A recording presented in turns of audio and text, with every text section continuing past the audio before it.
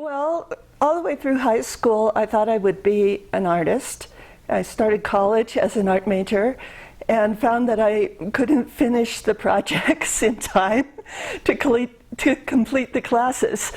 And partway through, I moved to Boulder, and I was a hippie for a number of years before becoming a Montessori teacher, then a private school teacher, and then a scientist at Colorado State University. And that's how I spent most of my professional career.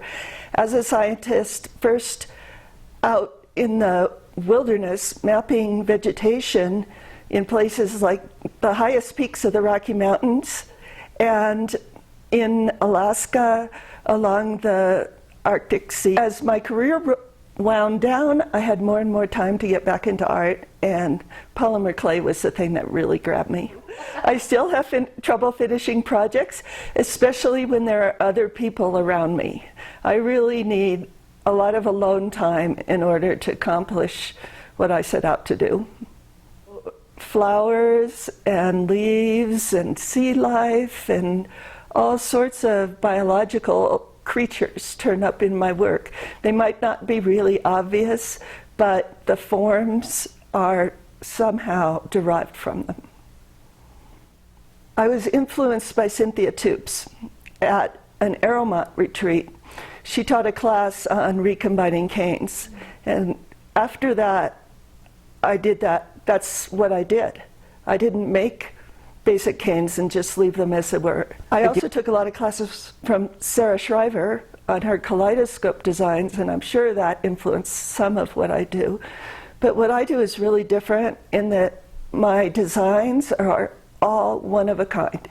I then cut the slices up and use sections of the different slices to make my kaleidoscope designs. So depending on what section and what shape of section I use, I get entirely different kaleidoscope designs every time. And that settled my need for discovery, novelty, the things that just regular caning weren't satisfying. I do this because I need to create. I'm in a different place when I'm creating than I am in any other part of my life, except for maybe walking through the woods or a wildflower meadow or something like that. It's almost a divine place. Shorter, I feel that I want to do the things that really fulfill me, feed my soul, and creating does that. Polymer clay, because of the possibilities of the colors and design combinations being unlimited, is just my medium of choice. It's perfect. But in the past couple years, I've become thrilled with the experience of teaching other people about what I do and opening their eyes to seeing color in a new way and approaching caning in a way that they hadn't previously been taught to do. From the very beginning, I was interested in understanding why things happened the way they did. I produced hundreds and hundreds of colored samples, trying to understand, to formulate in my mind how the different colors were being produced. I did the same thing with canes.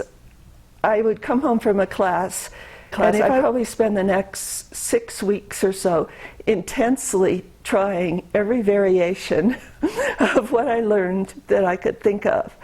And I think that's very much the scientist part of me, and it does carry over.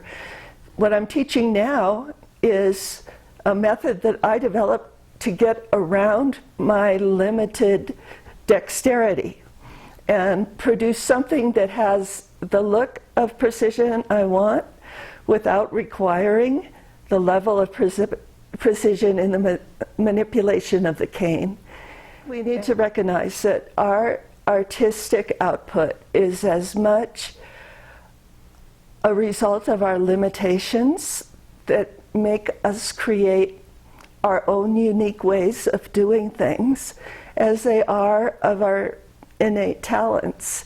And I think we need to embrace our limitations.